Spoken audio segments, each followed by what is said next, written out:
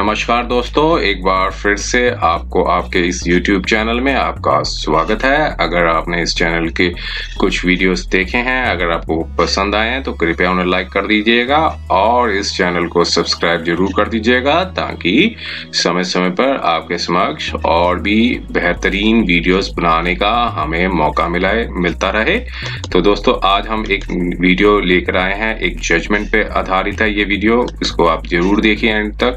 ये एक dowry death से रिलेटेड एक वीडियो है जो कि सेशन मतलब एलिगेशन, सॉरी डाउरी डेथ मैंने कहना ठीक नहीं होगा क्योंकि ये जो एलिगेशंस थी वो डाउरी डेथ से संबंधित थी और सेशन कोर्ट ने जो फैमिली मेंबर्स थे, हस्बैंड और उनके फैमिली मेंबर्स को मतलब एक्विट कर दिया था, मींस बरी कर दिया था। लेकिन हाई कोर्ट ने ऑर्डर को चेंज कर दिया था, एक्विटल ऑर्डर को कन्विक्शन में बदल दिया था। मींस जहां उनको बरी किया गया था, हाई कोर्ट ने उनको सजा दे दी थी और फिर आगे जाके सुप्रीम कोर्ट ने फिर वापस ट्रायल कोर्ट जो कि सेशन कोर्ट था उनके ऑर्डर को रिस्टोर कर दिया था, हाई कोर्ट के ऑर्डर को सेट असाइड कर दिया था।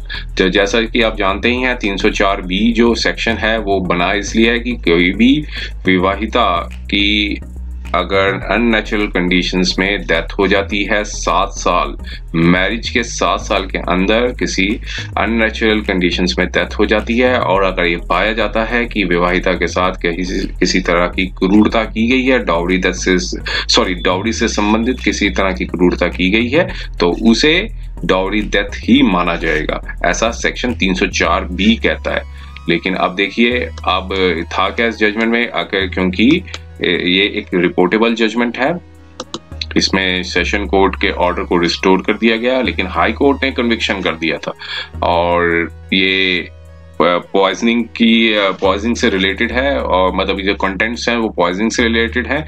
और इसमें क्या था कंटेंट्स में, आगे हम डिटेल्स में जानते हैं, वो डिटेल्स में देखेंगे तभी हम इसके बारे में बहुत भी अच्छे तरीके से जान पाएंगे। तो देखिए, यहाँ पर यही बताया कि एक तो पहले इसका क्रिमिनल अपील नंबर था 1512-1513 ऑफ 2017 की एक रिपोर्टेबल जजमेंट है।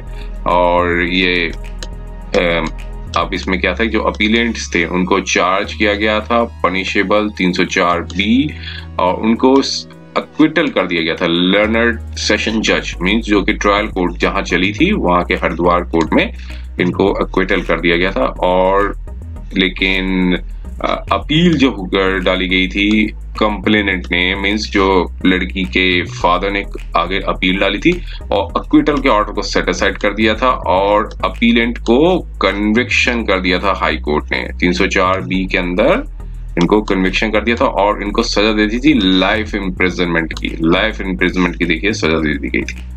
अब काउंसिल्स को सुना और फिर एक जो सेकंड रिस्पोंडेंट थे उन्होंने एक FIR जो थी, एक कंप्लेंट दी थी जिसके बेसिस पे FIR रजिस्टर्ड हुई थी। कंप्लेंट थी 23 जनवरी 2011 को और जिससे बेसिस FIR लॉन्च हुई थी और अपीलेंट को चार्जशीट किया गया और उनके ऊपर मुकदमा चलाया गया 304B का IPC का।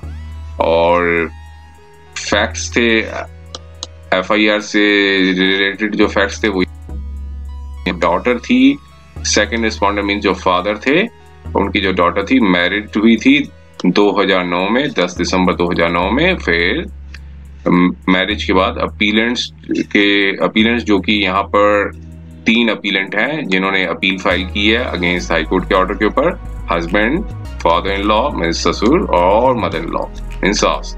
और जो कि उन्होंने लगाया था एलिगेशंस की, जो डॉटर को हरास किया गया था फॉर डाउरी से रिलेटेड। शादी होने के 1 महीने बाद उनकी जो daughter and son in law means दामाद जो है उनके घर में आए थे और कुछ दिन तक रहे थे फॉर 2 डेज के लिए। और इन दौरान उनके दामाद ने, जो कि फर्स्ट अपीलेंट है यहाँ पे,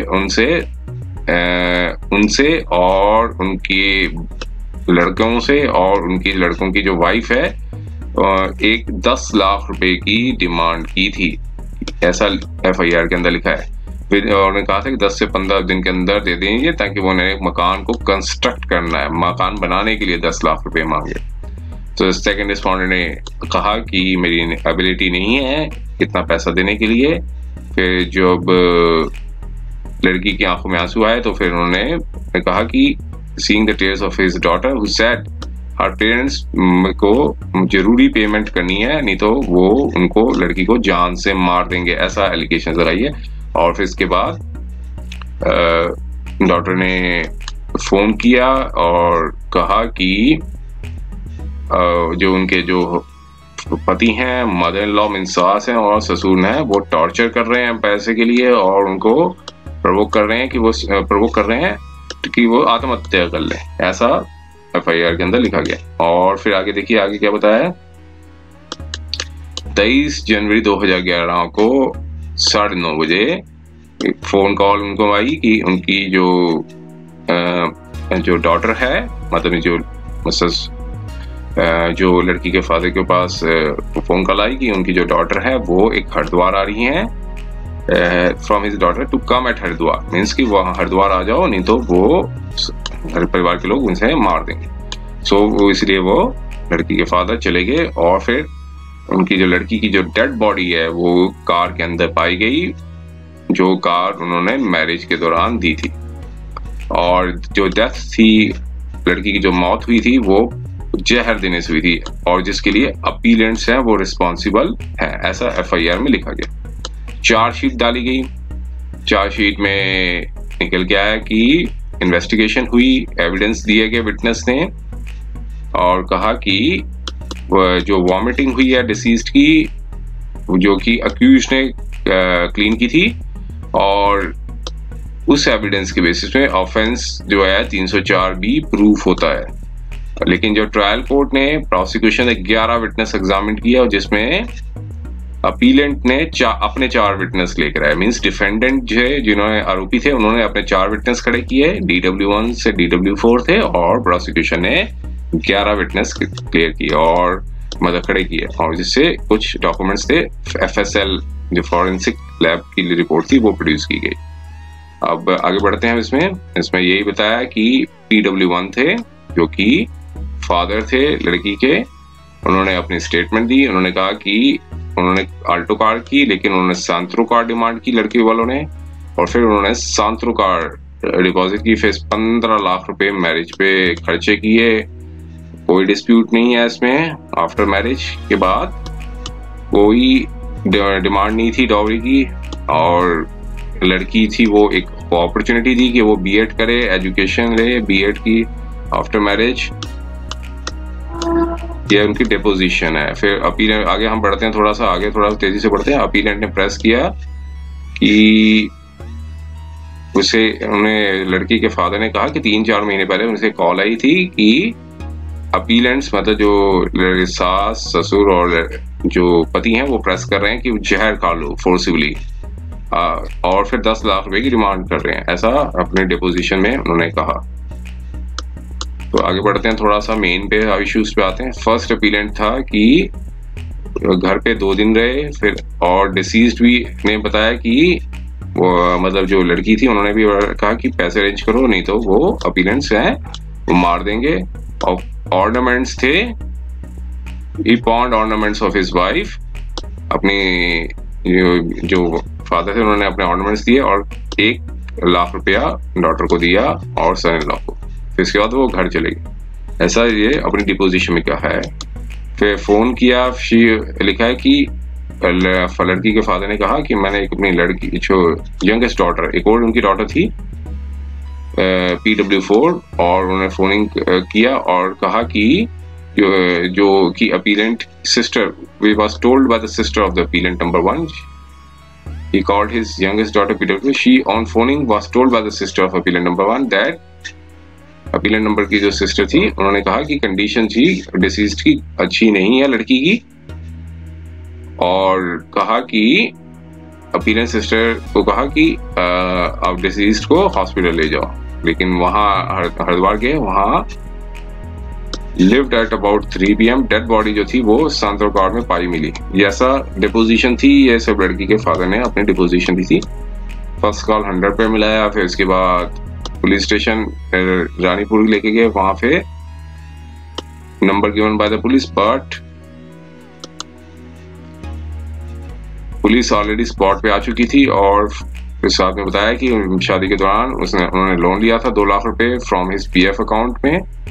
PW1 जो लड़की के फादर, उनके 4 चिल्ड्रन हैं और डिसीज थी, वो सबसे छोटी थी, और 2009 में उन्हें 10,000 रुपये मिल रहे थे अब जो अकाउंट मतलब डिडक्शन के बाद। ऐसा उन्होंने अपना थोड़ा सा डिटेल्स बताया लड़की के फादर ने, और फिर डिनाइज किया।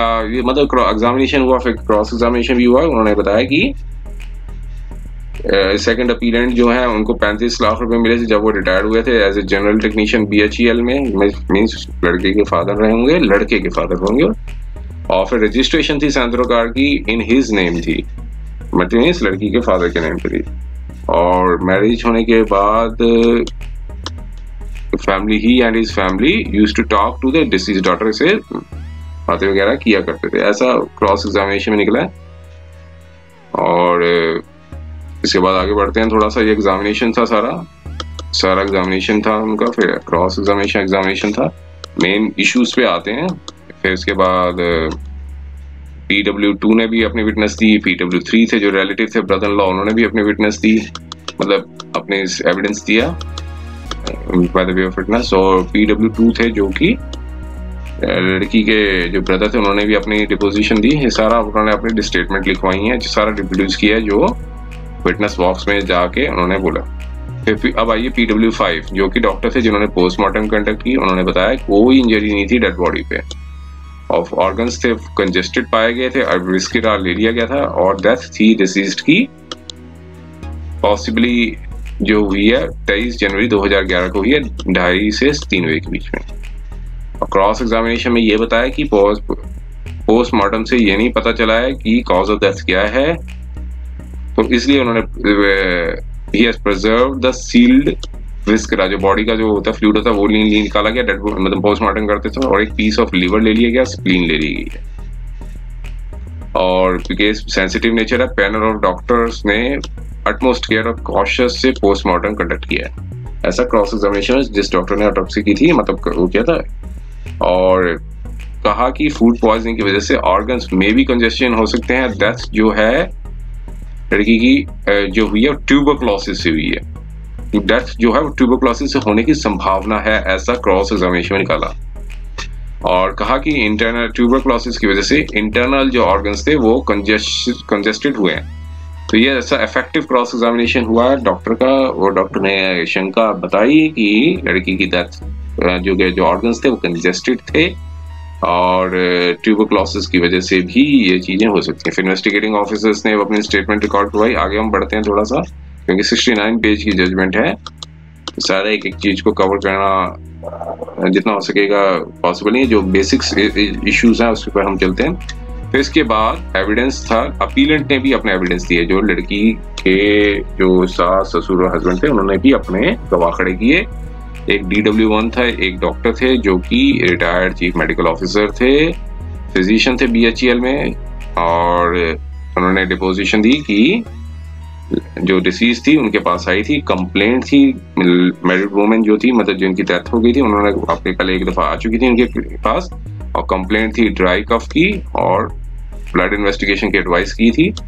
और वो जो सफरिंग कर रही थी ईसोनोफीलिया एक होती है बीमारी, उसको बताया गया है, और ओरिजिनल प्रिस्क्रिप्शन भी उन्होंने अपना एग्जिबिट मार्क करवाया। उन्होंने कहा कि उनकी जो ट्रीटमेंट थी 1 दिसंबर 2010 से 19 दिसंबर 2012 तक उनके पास ट्रीटमेंट ली। और क्रॉस एग्जामिनेशन में बताया कि ईसोनोफीलिया जो एक बीमारी होती है वो होती है अक्सर जो क्लाइमेट का चेंज होता है, चेंज इन वेदर हो तब होता है, और इंक्रीज इन ईसोनोफीलिया मीन इसमें की वजह से कफिंग होती है, स्नीजिंग होती है, और सांस लेने में तकलीफ होती है। और कई लोग सफर करते हैं हायर ईसोनोफीलिया से। फिर DW2 भी खड़ा किया उन्होंने, वो गायनेकोलॉजिस्ट थी। और आगे बढ़ते हैं थोड़ा सा, और उन्होंने बताया कि ये एक ओल्ड पेशेंट थी ट्यूबरक्लोसिस की, जो कि उन्हें बताया गया था, और उनके पास ट्रीटमेंट पे भी रही, 4 दिन तक उन्होंने ट्रीटमेंट ली। 11 मई 2020 से लेकर 14 मई 2020 में। और जब उनका ट्रीटमेंट ले रही थी तो लेडी का जो वजन है, वेट है लेडी का, जो डिसीज थी उनका वेट 39 किलो पाया गया, और जो कि औसतन वजन से काफी औसतन वजन से नीचे था। और उन्होंने अपना जो प्रिस्क्रिप्शन दिया था उसको भी मार्क करवाया, एग्जिबिट KHA2 करके लिखा हुआ है। क्रॉस एग्जामिनेशन भी हुआ फिर उनका, उन्होंने भी अपने क्रॉस एग्जामिनेशन की डिपोजिशन लिखी है। फिर उन्होंने माना कि टीबी जो है वो क्योर की जा सकती है। अगर 6 महीने का ट्रीटमेंट लेंगे टीबी का तो उसे क्योर किया जा सकता है 6 से 9 महीना, ऐसा उन्होंने क्रॉस एग्जामिनेशन में बताया। आगे बढ़ते हैं हम। फिर DW3 भी एक और विटनेस खड़ा किया अपीलेंट्स ने, जो कि हेड थे डिपार्टमेंट ऑफ एजुकेशन के, और उन्होंने बताया कि प्रैक्टिकल एग्जामिनेशन में आई थी 16 नवंबर 2010 में। और इसके बाद बढ़ते हैं कि इसके बाद DW4 एक और विटनेस खड़ा किया, जो कि मेडिकल प्रैक्टिशनर थे 1987 से। इन्होंने भी अपनी स्टेटमेंट लिखवाई। उन्होंने फिर बताया कि जो पेशेंट को बताया गया था कि हिस्ट्री ऑफ कॉक्स है, टीबी ऑफ स्टमच, जिसे टीबी ऑफ स्टमच को कॉक्स कहते हैं, ऐसा कुछ लिखा हुआ है इन्होंने उनकी डिपोजिशन में। और ओरिजिनल प्रिस्क्रिप्शंस भी उन्होंने मार्क करवाए KHA 5, 6 और 7। और फिर कहा कि उसे उन्हें एडवाइस किया गया कि ब्लड टेस्ट कराएं, एक्सरे कराएं चेस्ट का, और मेडिसिन भी प्रिस्क्राइब की एनीमिया की, क्योंकि और टीबी के बारे में उन्होंने ऑलरेडी पहले बता रखा था। और फिर उनका ब्लड टेस्ट, एक्सरे करवाया गया, और टीबी जो थी टू कंफर्म करने के लिए कि टीबी टोटली क्योर हो चुकी है कि नहीं हो चुकी। लेकिन पेशेंट ने एक्सरे और ब्लड रिपोर्ट जो है नहीं लेकर आए। आगे बढ़ते हैं इस इशू पे, आगे बढ़ते हैं। फिर डिसीज ने कभी नहीं बताया कि क्रॉस एग्जामिनेशन हुआ कि उन्होंने कभी नहीं बताया कि सिम्टम्स थे डिजीज के। और अगर ये भी एक्सेप्ट किया कि 3 साल तक अगर ट्रीटमेंट ले रहे तो कोई पॉसिबिलिटी नहीं होती डिजीज के आने की, ऐसा क्रॉस एग्जामिनेशन में निकाला गया डॉक्टर से। अब फिर एनालिसिस किया गया, सारा एनालिसिस के बारे में बताया गया है। इसको हम आगे बढ़ते हैं थोड़ा सा, और फिर थोड़ा सा एनसाइक्लोपीडिया के ऊपर डिस्कस किया है। जजमेंट जब लिखी गई थी वेन नॉस्ट्रेल ट्यूबरक्लोसिस के ऊपर बताया कि ये जो जजमेंट मतलब कंटेंट्स लिखे गए हैं। हम इनसे आगे बढ़ते हैं थोड़ा सा। और फाइंडिंग्स थी सेशन जज की। अब ये इन्होंने फाइंडिंग्स के ऊपर आए हैं, सेशन कोर्ट जज की ये फाइंडिंग्स कॉल थी, उन्होंने अपनी फाइंडिंग्स लिखी हैं। उन्होंने क्या निकला कि डेथ जो हुई है वो 7 साल बेशक हुई है मैरिज के, लेकिन प्रोसिक्यूशन प्रूव नहीं कर सका है कि डेथ जो हुई है वो पॉइजन की वजह से हुई है। और घर में जो तलाशी ली गई डिसीज्ड की, कोई पॉइजनस सब्सटेंस नहीं पाया गया। और फाउंड की वाइपर में वॉमिटिंग थी, डिसीज्ड की जो उल्टी थी उसको जो वॉमिटिंग की थी उसको साफ किया गया था, लेकिन ये प्रूफ नहीं होता है कि ये एक पॉइजन था। विस्करा जो नहीं लिया गया उसमें भी कोई पॉइजन नहीं पाया गया, और लॉन्ग गैप था मतलब विस्करा को भेजने का एक काफी लॉन्ग गैप था, और उसकी वजह से अपीलेंट को ब्लेम नहीं किया जा सकता है। और डिसीज की डेथ बड़ी अर्ली स्टेज में हो चुकी थी, 28 साल में हुई है, और हिस्ट्री थी ट्यूबरक्लोसिस की मैरिज से पहले की।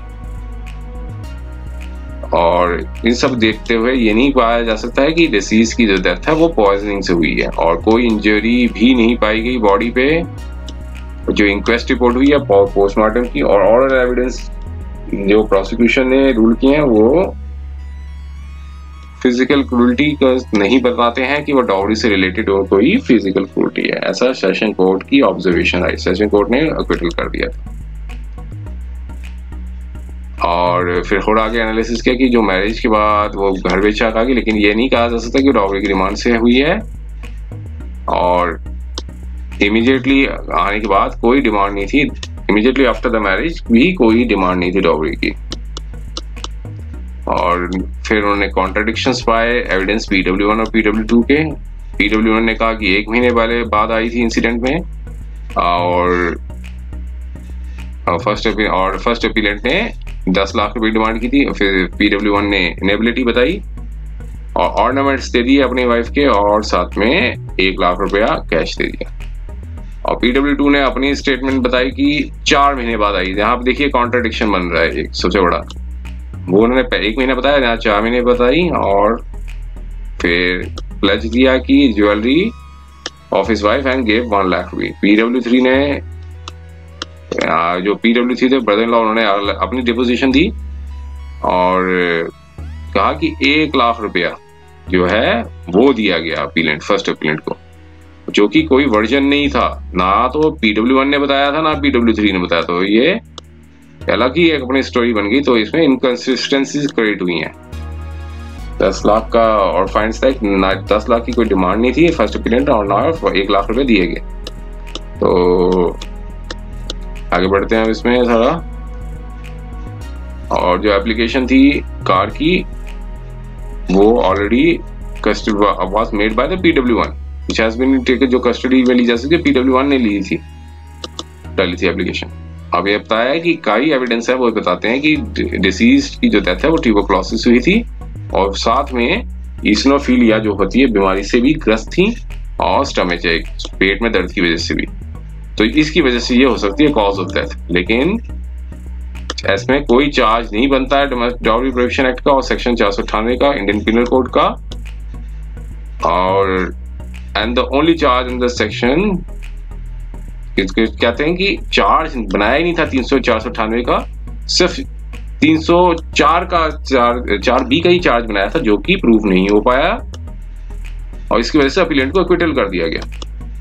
लेकिन अब सेशन जब हाई कोर्ट के गए ऑब्जर्वेशन, तो फिर हाई कोर्ट ने अपना अलग ही बताया ओपिनियन। उन्होंने कहा कि PW8 ने अपना ओपिनियन दिया, और हाई कोर्ट ने पाया कि DW1 ने नहीं रिवील किया कि does not reveal. High court finds that the evidence जो है, जो DW1 ने एविडेंस जो दिया है, वो नहीं रिवील करता है कि ट्यूबरक्लोसिस से वो ग्रस्त थी, और या फिर उनको, लड़की को ईसनोफिलिया था। और पेशेंट ने कभी नहीं बताया था डॉक्टर को अपनी ट्यूबरक्लोसिस के बारे में, और जो ट्रीटमेंट था वो ट्यूबरक्लोसिस से संबंधित नहीं था। डॉक्टर ने खुद एडमिट किया था कि ट्यूबरक्लोसिस जो है वो क्योर की जा सकती है 6 से 7 महीने की दवाई पे, और 6 से 7 महीने में। और हाई कोर्ट ने कंक्लूड किया DW2 was not suffering from the tuberculosis. High court ने DW4 के एविडेंस पे गए और पाया कि डॉक्टर ने खुद एडमिट किया कि treatment was taken 10 years back, 10 साल पहले ट्यूबरक्लोसिस की ट्रीटमेंट ली थी, और कोई क्वेश्चन नहीं उठता है कि रिकरेंस, ये बीमारी दोबारा से वापस आ जाए। और फिर आगे बढ़ते हैं थोड़ा सा। तो इसके बाद सारी ऑब्जर्वेशन को लेते हुए एक स्पेसिफिक क्वेश्चन पुट अप किया गया था क्यूज से 313 के अंदर कि किस तरह how the disease were recovered from the car parked in front of her, और उसके बाद डिनायल कर दिया। तो उसके कंटेंट्स को लिखा गया हाई कोर्ट ने, सिर्फ स्पेसिफिक क्वेश्चन रेज किया गया था 313 में कि किस तरह से डिसीज को रिकवर किया कि जो गाड़ी पार्क हुई थी। तो एक सिंपलिस्टर उन्होंने एक डिनायल कर दिया था उस इश्यू पे, और कहा कि एक फिर एनालिसिस किया कि विस्क्रा में अगर नहीं निकल के आता तो ये नहीं कहा जा सकता कि वो उनसे जहर नहीं दिया गया हो, ऐसा हाईकोर्ट ने ऑब्जर्वेशन दी। फिर अनंत चिंताराम लागू की जजमेंट पर क्लियर किया उन्होंने, फिर इसके जो कंटेंट्स थे वो ये बताते हैं। आगे बढ़ते हैं फिर। तो सारा बात ये निकल के आया कि अक्यूज जो थे रिक्वायर्ड, मतलब अक्यूज को एक्सप्लेन करना बहुत जरूरी था 106 CRPC के अंदर सर्कमस्टांसेस जिसकी वजह से डेथ हुई है, और डेड बॉडी जो रिकवर हुई है rear seat of the car. तो ये सारा कंक्लूजन निकाल के हाई कोर्ट ने सेशन कोर्ट के ऑर्डर को रिवर्स कर दिया और पाया कि डेड बॉडी थी जो वो रिकवर हुई थी रिसीट से सेंट्रो कार में, और अक्यूज ने एक्सप्लेन नहीं कर पाए कि डेड बॉडी किस तरह से गाड़ी के अंदर पड़ी थी, और इवन 313 के अंदर भी जो स्टेटमेंट ली गई इसमें नहीं बता पाए। और सारे उसके कंटेंट्स को लिखा गया है। फिर इसके बाद बताया गया कि अपीलेंट्स हैं वो गिल्टी पाए गए under section 304B read with section 498 और 362 का हाई कोर्ट ने अपनी पावर्स को इस्तेमाल किया और कहा कि कोई error, there is an error थी अपीलेंट्स को, उनको रॉन्गली कन्विक्ट कर दिया गया है 498 में। और 362 के अंदर पहले मतलब सजा सुना दी थी 304B के अंदर, फिर 498 के अंदर, उसके बाद एप्लीकेशन मूव की होगी 362 के अंदर, फिर हाईकोर्ट ने कहा हाँ हमने गलती कर दी है 498 के अंदर कन्विक्शन करने के लिए कर दिया, अगर जो लड़की के हस्बैंड और सास और ससुर को 498 के लगा दिए। तो 306 का जो 498 का जो ऑर्डर था वो कन्विक्शन का, उसे डिलीट कर दिया गया। अब अपीलेंट को सजा मतलब काटनी है लाइफ इम्प्रिजनमेंट की अंदर सेक्शन 304B के।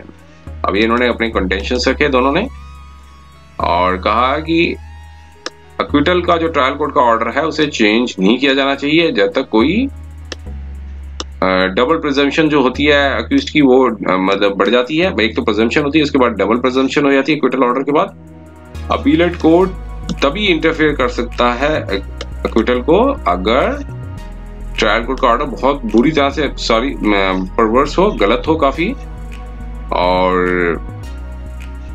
फिर बाद में सारी अपनी कंटेंशंस रखी हैं उन्होंने। कहा प्रोसिक्यूशन कहा कि नहीं प्रूव कर सका कि जो डेथ थी वो अननेचुरल थी और वो ट्रीटमेंट ले रही थी। तो ऐसा ये सारी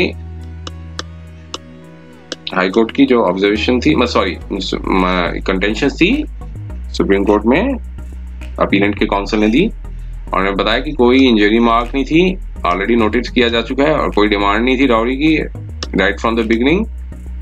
और अपीलेंट ने इन्फॉर्म कर दिया था कि और साथ में वो भागे भी नहीं थे, रन अवे भी नहीं हुए थे। और रिलायंस भी दिखाया PW1 का और PW1 और PW11 का कहा। आगे बढ़ते हैं, फिर कहा कि स्टेट ने अपना वर्जन बताया। स्टेट ने कहा कि जब उनसे 313 में क्वेश्चन पूछा गया तो वो नहीं, उनको बताना चाहिए था कि किस तरह से that he was the complicit in the crime.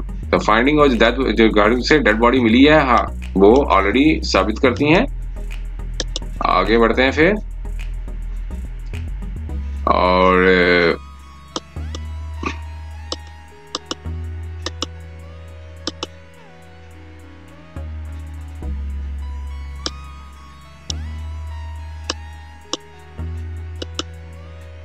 अब एनालिसिस किया। अब ने कहा कि एक घूरेलाल वर्सेस स्टेट ऑफ यूपी की जजमेंट है। उन्होंने इस अपीलेट कोर्ट्स के कुछ प्रिंसिपल्स बताया जो डिस्कस किए। मैंने 372 CRPC में वीडियो बनाया हुआ है, उसे आप देखिए। जो एक अपील अगेंस्ट एक्विटल के ऊपर एक वीडियो बनाया हुआ है, उसे आप जरूर देखिए। इसमें सारा चीजें बताया हुआ है कि अपीलेट कोर्ट जो है वो रिव्यू कर सकती है एक्विटल ऑर्डर पे जो 370 या 386 के अंदर फाइल किया जाता है। रिव्यूइंग एविडेंस वाइड होता है, अपीलेट कोर्ट रीअप्रिशिएट कर सकती है। लेकिन और साथ में बताया कि अक्यूज जो है वो इनोसेंट होता है तब तक कोई कोर्ट उसे साबित ना कर दे कि गिल्टी है। ट्रायल कोर्ट का एक्विटल ऑर्डर होता है वो उसे बोल्स्टर कर देता है, मतलब और बढ़ा देता है तो इसकी वो एक इनोसेंट है। आगे बढ़ते हैं फिर ऐसा होता है कि अपीलेट कोर्ट जो है वो ओवर रूल डिस्टर्ब तभी कर सकती है ट्रायल कोर्ट के एक्विटल को अगर कोई बहुत ज्यादा सब्सटेंशियल और कंपेलिंग रीजंस हों तभी। और जब तक वेरी सब्सटेंशियल और कंपेलिंग रीजंस ना हो तब तक नहीं कर सकती है। ट्रायल कोर्ट ने कंक्लूजन्स दिया कि जब ट्रायल कोर्ट का ऑर्डर जब बहुत ज्यादा गलत हो और ट्रायल कोर्ट का जो काफी एरोनियस व्यू दे दिया गया हो, ऐसे केसेस में ही अपीलेट कोर्ट है वो ऑर्डर को चेंज कर सकती है। इस तरह कोई ग्रेव मिसकैरेज ऑफ जस्टिस हो रहा हो तभी वो कर सकती है। एंटायर अप्रोच जो ट्रायल कोर्ट की डीलिंग विद एविडेंस जो है वो बहुत ज्यादा गलत हो और फिर जजमेंट जो है वो बहुत अनजस्ट और अनरीजनेबल तरीके से दे दी गई हो और ट्रायल कोर्ट ने एविडेंस को इग्नोर कर दिया और जब मिसरीड कर दिया मटेरियल एविडेंस को और has ignored certain material documents को दे दिया, इग्नोर कर दिया, जैसे कि डाइंग डिक्लेरेशंस, बैलिस्टिक रिपोर्ट, बहुत ज्यादा एक्सट्रीम केस पे ही ऑर्डर को चेंज किया जा सकता है। और अपीलेट कोर्ट पहले एविडेंस को पूरा प्रॉपरली वेट करेगी, कंसीडर करेगी ट्रायल कोर्ट के फाइंडिंग्स को। अगर दो व्यूज आ रहे हैं, एक एक्विटल के फेवर में जा रहा है और एक कन्विक्शन के फेवर में जा रहा है, तो ऐसे केस में हाई कोर्ट जो है जो फिर अपीलेट कोर्ट है वो अक्यूज्ड का ही फेवर करेगी। मान लीजिए दो कंक्लूजन्स निकल के आ रहे हैं, एक कह रहे हैं कि एक अक्यूज्ड के फेवर में जा रहा है और एक अक्यूज्ड के अगेंस्ट में जा रहा है। तो ऐसे केस में कहा है कि अगर नीचे की कोर्ट ने एप्रिशिएट प्रॉपर्ली किया एविडेंस को, तो इस केस में ट्रायल कोर्ट के ऑर्डर को चेंज करना ठीक नहीं होगा जब तक कोई सब्सटेंशियल और कंपेलिंग ग्राउंड्स नहीं होते। और ये सारे आगे डिस्कस किया, फिर बाद में बताया कि 113B के एविडेंस जो है वो rescue the petitioner for providing presumption जो है वो डाउरी डेथ की मानी जाएगी अगर जो है उसकी क्रूरल्टी से पहले, मतलब सॉरी, जो डेथ से पहले क्रूरल्टी की गई हो उसकी, और जो कनेक्शन विद डाउरी से डेथ से संबंधित हो। और PW1 जो फादर थे उन्होंने डिपोज किया कि 1 मंथ बाद आए और 10 लाख की डिमांड की। और फिर जो PW2 थे उन्होंने बताया कि 4 महीने बाद आए। फिर उन्होंने कहा कि इन दोनों के बीच में कॉन्ट्राडिक्शंस आ रहे हैं काफी ज्यादा। इन दोनों की स्टेटमेंट्स के बीच में, लड़की का जो फादर है और लड़की के ब्रदर की दोनों स्टेटमेंट के बीच में क्लियरली कॉन्ट्राडिक्टरी है। और दोनों को कंपैरिजन किया। और जब PW3 आए उन्होंने कहा कि 2 महीने बाद आए, इन्होंने अपना एक और वर्जन दे दिया। तो साथ में बताया कि जो ये सारी इवेंट्स जो बताएं कि last nail in the coffin of the prosecution version. तो last nail in the prosecution, last nail in the coffin of the prosecution वजह से ये साबित होता है कि PW1 और PW2 ने जो भी डिपोजिशन दी है वो गलत दी है, झूठी दी है, फॉल्सिफाइज में गलत साबित किया जाता है। PW3 ने कहा है कि 1 लाख रुपए दिए after ornaments of the son's wife लेने के बाद। तो साथ में बताया कि सारी फाइंडिंग्स कॉन्ट्राडिक्टरी हैं। फादर इन लॉ जो है अप्रोच फॉर द, अगर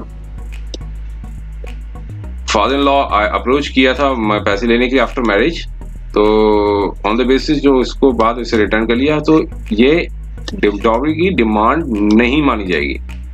कुछ भी मांग लेना और जब तक कोई जैसे कंस्ट्रक्शन के लिए चाहिए जहां हम रिटर्न कर देंगे पैसे, तो ऐसे में कोर्ट ने कहा कि डाउरी डिमांड नहीं मानी जाएगी। और कहा कि PW3 ने हरासमेंट दी थी डाउरी के, लेकिन जो सेशन जज थे उन्होंने कहा कि ये मटेरियल रिलायबल नहीं है और 10 लाख की डाउरी की भी डिमांड भी वो काफी ज्यादा अनएक्सेप्टेबल थी।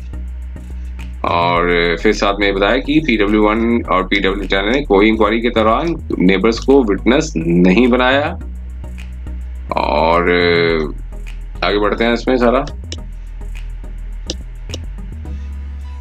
और फिर जो स्टेटमेंट्स थी PW ने थी और कोई कॉन्फिडेंस इंस्पायर नहीं करती हैं। और पोस्टमार्टम की जो रिपोर्ट आई थी उसमें कहा था कि फॉरेंसिक रिपोर्ट जो थी 28 फरवरी 2014 को आई। उन्होंने बताया कि metallic poisons, ethyl alcohol, methyl alcohol, cyanide, phosphorides were not detected in exhibits. जो रिपोर्ट आई थी पोस्टमार्टम की, इसमें कोई भी हानिकारक जो केमिकल है वो नहीं पाया गया, ऐसा स्टेटमेंट लिखा। फिर कहा कि अपीलेंट्स भागे भी नहीं थे और पुलिस ने जो कार कस्टडी से रिकवर की है PW1 से पहले,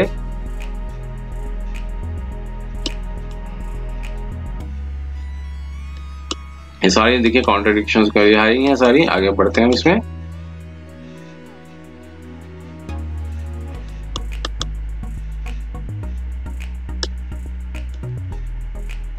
एडिशनल डॉक्यूमेंट भी इन्होंने कोई फाइल किया था, वो कहा कि वो डॉक्यूमेंट जो लगाया गया वो मार्क नहीं था और डॉक्यूमेंट जो प्रोड्यूस किया सेकंड बार ने वो मार्क नहीं किया था। और PW9 को एग्जामिन किया, उसने कार्बन कॉपी बताई 28 रिपोर्ट नंबर 28 की, और इसका पाया कि वो प्रेजेंट नहीं थे जब ये रिपोर्ट बनाई गई। उस कोर्ट ने कहा कि हमें कुछ नहीं पाया गया प्रोसिक्यूशन की स्टोरी के अंदर। और साथ में बताया कि अनंतमान चिंतमन लागू वर्सेस स्टेट ऑफ बॉम्बे की जो जजमेंट थी उसको भी एनालिसिस किया। उसने कहा, उन्होंने बताया कि जजमेंट में बताया गया था कि डेथ जो है वो पॉइजनिंग की वजह से हुई हो और पीयूष के पास पॉइजन निकला हो पोजीशन में, और पीयूष को अपॉर्चुनिटी मिली हो पॉइजन देने की, ऐसा जजमेंट के कंटेंट्स में बताया। और साथ में बताया कि डिसीज जो अपने साथ गोल्ड ऑर्नामेंट छोड़ गई है और valuables by the late husband, by her late husband, और एविडेंस नहीं पाया गया पॉइजनिंग का, कोर्ट ने रिलाई किया सर्कमस्टांसेस, और ये सारा उन्होंने फिर अपने इंटेंट्स को देखा है आगे। फिर बाद में बताया कि शरद बिरदीचंद सरदा वर्सेस स्टेट ऑफ महाराष्ट्र की भी एक जजमेंट थी, उनके भी कंटेंट्स को लिखा गया। अब बात में बताया कि इन सब केसेस में कोई ऐसा एविडेंस नहीं था कि there is no evidence at all कि जो डिसीज्ड है वो पॉइजनिंग से की डेथ हुई हो। तो इस केस के बारे में बता रहे हैं कि इस केस में कोई ऐसा चीज नहीं बताया कि डिसीज की जो डेथ है पॉइजनिंग से हुई हो, और कोई एविडेंस नहीं बनता है कि जो साबित करे कि अपीरेंट्स ने पॉइजन दिया है वो जो कि उनकी पोजेशन में है, निकला है, इन देयर पोजेशन, तुषेदा had poison in their possession. Sorry, उन्होंने कहा कि ऐसा कोई एविडेंस नहीं निकला है कि अपीरेंट्स जो साबित करता हो कि अपीरेंट्स के पास पॉइजन था उनकी पोजेशन में। आगे बढ़ते हैं फिर, और सिर्फ इतना था कि अपॉर्चुनिटी पॉइजन देने की, अदर 2 टेस्ट जो है वो सेटिस्फाइड नहीं हो पाए, जो 3 जो कंटेंट्स थे वो लिखेंगे। पुलिस ने भी कोई पॉइजन जो है अपीलेंट की साइड से नहीं निकला है, और ये आगे बताया कि कोई फिर हमें कोई डाउट नहीं है, तो बेंच ने जो Bhupendra Singh versus state of Punjab की जो जजमेंट थी उसमें लिखा गया था। जो आगे बढ़ते हैं थोड़ा सा, बाकी जजमेंट्स पे डिस्कस किया गया है। अब यहाँ पे कंक्लूजन निकाला है कि जो डेथ अगर पॉइजन से दी हो, डिस्प्यूट में नहीं, it was a case where the death was poisoning was not in dispute. अब उन सारे केसेस को जो बताया गया है कि जो रेफरेंस दिया कि उसमें ये डिस्प्यूट था कि वो डेथ जो हुई है वो होमिसाइड से हुई है या सुसाइडल से हुई है, और कोर्ट ने फॉर नोटिस किया था कि जो इंजरीज थी वो डिसीज्ड की बॉडी पे पाई गई। जो पिछली जो जजमेंट्स थी उनका कंक्लूजन निकाल रहे हैं, उस डेथ पे जो साइनाइड से हुई थी और हाईली कोरोसिव पार्टिकल था। उस केस में ये बताया गया था कि फोर्सफुल एडमिनिस्ट्रेशंस की वजह से भी पॉइजनिंग हो सकती है, और कोई स्पेसिफिक क्वेश्चन पूछा गया था जो अक्यूज्ड दे नहीं पाया था। ये सारी जजमेंट्स के उन्होंने एग्जांपल्स दिए हैं, और उन्होंने बताया कि इस केस में भी निकला कि ऐसा कुछ नहीं निकल के आया कि जो डिसीज की जो डेथ है वो पॉइजनिंग से हुई है।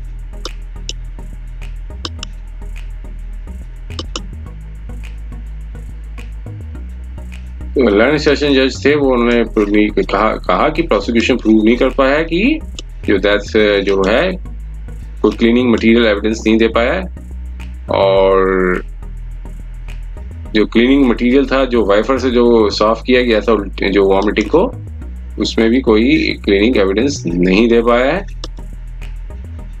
और आगे बढ़ते हैं फिर, उन्होंने बताया कि टेलीफोन कॉल आई थी BW1 की और रिकवरी के बारे में सेंट्रल को, लेकिन हम अप्रिशिएट नहीं करते हैं।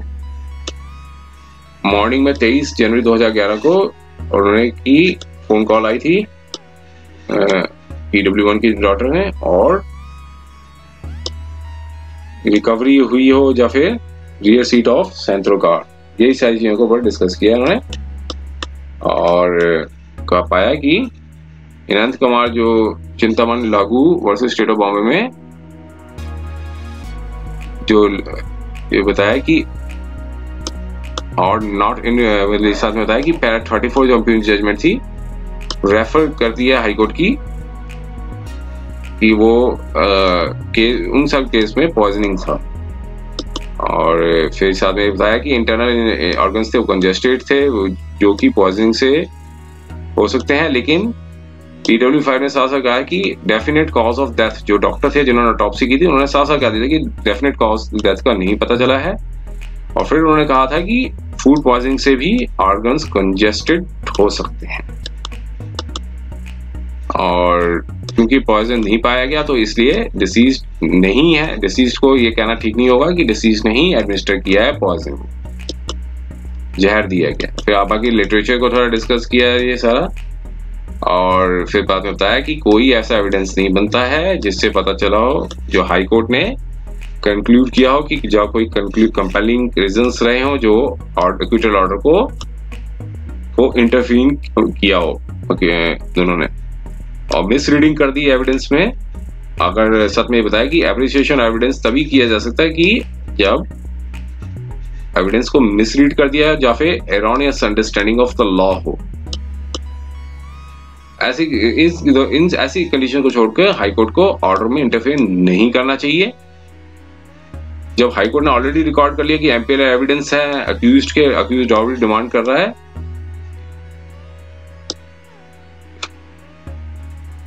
तो इसमें कोई फीचर नहीं लिखा कि डिमांड ऑफ 10 लाख की जो डिमांड कैसे की। और फिर बाद में बताया गया कि एविडेंस को देखा जाए, यहाँ पे evidence has not been accepted by the trial court as aspiring confidence. Trial court ने इस एविडेंस को एक्सेप्ट ही नहीं किया था कि डाउरी 10 लाख रुपए की डिमांड की गई थी। और कंटेंशन DW2 और DW4 ने जो उन्होंने बताया कि वो ट्यूबरकुलोसिस से सफर करी थी और वो हेयर से है, ऐसा जो डिफेंडेंट है उन्होंने एक अपनी आर्गुमेंट्स में रेज किया कि उन्होंने जो DW2 तो DW4 जो डॉक्टर्स थे उन्होंने हेयर सेव के विटनेस के तौर पे डिस्कस किया। अब ये बताया कि ये कैसी कंटेंशंस तो ट्रायल कोर्ट के सामने नहीं रखी गई और इसलिए हम ऐसे केसेस में डील नहीं कर सकते जो कंटेंशन जब तक कि ट्रायल कोर्ट और हाई कोर्ट के सामने नहीं रखी गई हो तो। और आगे बढ़ते हैं। फिर आगे फिर बताया कि मेडिकल पिटिशनर एक्ट करने समय प्रिस्क्राइब भी की थी उन्होंने मेडिसिन को, और ब्लड टेस्ट के लिए भी कहा था, और एक्सरे भी था जो कि एक रेलेवेंट है और एक एडमिसिबल पार्ट है एविडेंस का। और अपीलेंट ने 313 के अंदर साफ साफ बता भी रखा है कि टीबी से ग्रस्त थी। और सारे जजमेंट्स को डिस्कस किया है, काफी लेंथी जजमेंट है ये। और फिर कहा कि प्रोसिक्यूशन साबित नहीं कर पाया है कि ये केस जो है डेथ का जो अननेचुरल वे से है। 10 लाख की डिमांड थी वो एक रिडल्ड विद लिखा है इररिकॉन्सिलेबल कॉन्ट्रडिक्शन से रेज की जाती है। ना ही कोई पोस्टमार्टम से निकल के आया था, ना ही फॉरेंसिक लैब से रिपोर्ट से थी कि डेथ जो हुई है वो पॉइजनिंग से हुई है, और कोई मार्क्स नहीं थे इंजरी के डिसीज्ड की बॉडी में। और जो कि वाइपर भी रिकवर हुआ है, प्रोसिक्यूशन ने वो की वॉमिटिंग रिमूव की थी, उससे भी कोई ऐसा नहीं निकाला है कि पॉइजन दिया गया हो। और डिसीज का वजन जो वेट था वो 39 किलो था जो कि नॉर्मल से था, उसको इग्नोर नहीं किया जा सकता है। और वो अनीमिया से ग्रस्त थी और डॉक्टर ने, और disease has been told about tuberculosis, doctor को पहले बता चुकी थी कि उनका टीबी हो चुकी थी, इसको भी इग्नोर नहीं किया जा सकता है। और एविडेंस तो दिया गया 2007 में कि ब्लड टेस्ट और एक्सरे था कंफर्म करने के लिए कि वो पूरी तरह से टीबी क्योर हुई है कि नहीं हुई है, और इसको भी ओवरलुक नहीं किया जा सकता है। और पेशेंट एक्सरे और ब्लड रिपोर्ट नहीं लेकर आया, इसको भी ओवरलुक नहीं किया जा सकता है। अब बताया कि सेक्शन 13 केस 13B जो इंडियन एविडेंस एक्ट का है कि जो प्रिजम्पशन है वो अक्यूज्ड के ऊपर एप्लीकेबल होनी चाहिए, इस केस में नहीं बनती है, क्योंकि ये पहले इस तरह का पहले एविडेंस होना बहुत जरूरी है कि जो डेथ जो हुई है वो डिसीज की जो डेथ हुई है वो एक डिसीज्ड को क्रूरल्टी से डिसीज मतलब किया गया, हरास किया गया है in connection with the demand of dowry. जब तक ये साबित नहीं करेंगे कि अक्यूज्ड को मतलब जो डिसीज की जो डेथ है वो एक डाउरी डेथ से लिंक्ड नहीं, पहले प्रोसिक्यूशन को ये साबित करना होगा। उसके बाद फिर जो होगा प्रिजम्पशन ऑफ जो बर्डन ऑफ प्रूफ होगा वो अक्यूज्ड के ऊपर तभी शिफ्ट होगा, पहले भी जब तक प्रोसिक्यूशन साबित नहीं कर देता है। और डिसीज की जो डेड बॉडी रिकवर हुई थी कार से, और जो डिसीज की डेथ है वो अननेचुरल थी, ऐसा नहीं साबित कर पाया, और कि जो अपीलेंट ने जो पॉइजन है एडमिनिस्टर किया है, और इसके बेसिस पे जो है एक्विटल कर दिया गया। और चूंकि जो हस्बैंड थे वो ऑलरेडी कस्टडी में थे, उन्हें रिलीज किया जाता है, और जब तक कि और किसी केस में नहीं डाला गया हो, मतलब रिक्वायरमेंट नहीं रही हो, और अपीलेंस 2 जो 3 थे वो ऑलरेडी बेल थे, उनका बेल बॉन्ड्स को डिस्चार्ज कर दिया गया। तो ये काफी लेंथी जजमेंट्स की देखिए यही कंक्लूजन निकल के आया था कि डेथ थी, वो साबित नहीं कर पाया प्रोसिक्यूशन, ये एडमिनिस्टर किया है, जब पॉइजन दिया गया है, तो कोर्ट ने माना कि ट्यूबरकुलोसिस या फिर कुछ दूसरे भी अटेंडिंग सर्कमस्टांसेस ये नहीं साबित होते हैं कि डेथ है वो डाउरी डेथ से लिंक्ड है।